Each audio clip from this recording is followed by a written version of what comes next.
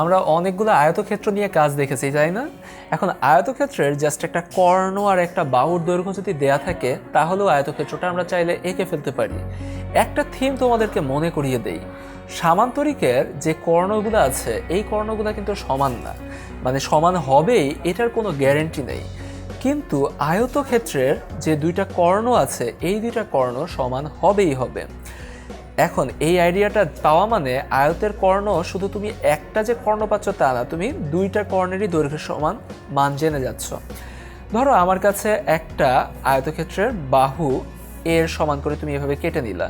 তুমি তো জানো যে আয়তক্ষেত্রের প্রত্যেকটা কোণ 90 ডিগ্রি হয়, তাহলে এটাও 90 ডিগ্রি হবে, এটাও 90 ডিগ্রি হবে। এখন এই পাশে তুমি দুইটা বিন্দু তোমার জানা দরকার। তুমি যদি এই বিন্দুকে কেন্দ্র করে এখন যে কর্ণটা আছে তার সমান ব্যাসার্ধ নিয়ে এইভাবে কেটে দাও, দেখো তুমি কিন্তু একটা কর্ণ পেয়ে যাচ্ছ।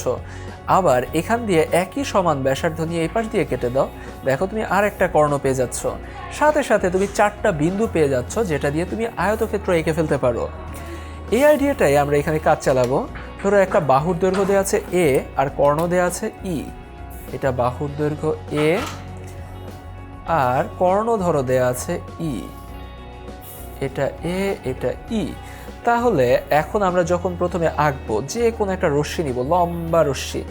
এই রশ্মি থেকে ধরো বি ই রশ্মি নিলাম। এই রশ্মি থেকে আমি যে বাহুটা আছে সেটা সমান ব্যাসার্ধ নিয়ে কেটে নেই। এই যে বি সি সমান এ অংশ কেটে নেই, এটা বিসি। এইটুকু হলো গিয়ে এ। স্বাভাবিকভাবে বি বিন্দুতে যে কোণটা হবে সেটা হলো গিয়ে 90 ডিগ্রি একটা কোণ, তা আমরা এখানে 90 ডিগ্রি করে এঁকে ফেলি। এইভাবে শুরু করলাম, ঘুরিয়ে এত দূর পর্যন্ত 90 ডিগ্রি হবে। আমরা 90 ডিগ্রি আঁকা শিখেছি, তাই না? এটা কিন্তু অনেক কাজে লাগে। এই যে 90 ডিগ্রি হয়ে যাচ্ছে।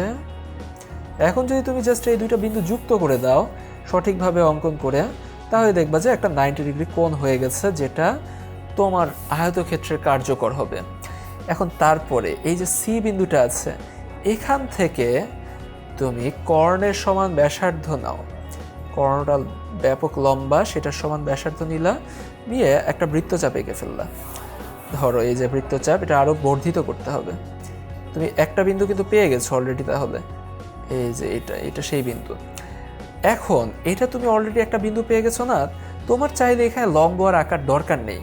তুমি জানো যে আয়তক্ষেত্রের বিপরীত বাহুগুলো সমান হবে, তাহলে তুমি চাইলে এই বি থেকে এত দূর পর্যন্ত যে দূরত্বটা, এটাই তো আয়তক্ষেত্রের একটা বাহু, সেই দূরত্বটার সমান ব্যাসার্ধ নিয়ে তুমি এখানে একটা বৃত্তচাপ আঁকতে পারো। আবার এর সমান ব্যাসার্ধ নিয়ে তুমি এখানে আর একটা বৃত্তচাপ আঁকতে পারো। এই দুটা বৃত্তচাপ দেখো এই বিন্দুতে গিয়ে ছেদ করছে। যখন ছেদ করছে, এখন যদি তুমি সিম্পলি এই দুটা বিন্দু যুক্ত করে দাও, দেখো তোমার অলরেডি একটা আয়তক্ষেত্র হয়ে গেল। এই যে এটাকেই তুমি বলতে পারো যে এ বি সি ডি আয়তক্ষেত্র হয়ে গেছে।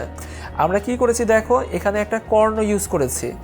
এই যে এই কর্ণটার দৈর্ঘ্য ই, এটা একটা টার্নিং পয়েন্ট ছিল তোমার এই পুরো সম্পাদ্যের ক্ষেত্রে। এবং তারপরে এই বাহুর সমান সমান করে পুরো যে আয়তক্ষেত্রটা আছে সেটা এঁকে ফেলেছি। এভাবেই যদি আমাকে কোনো একটা কর্ণ দেয়া থাকে আর জাস্ট একটা বাহুর দৈর্ঘ্য দেয়া থাকে, আমরা আয়তক্ষেত্রটি এঁকে ফেলতে পারি।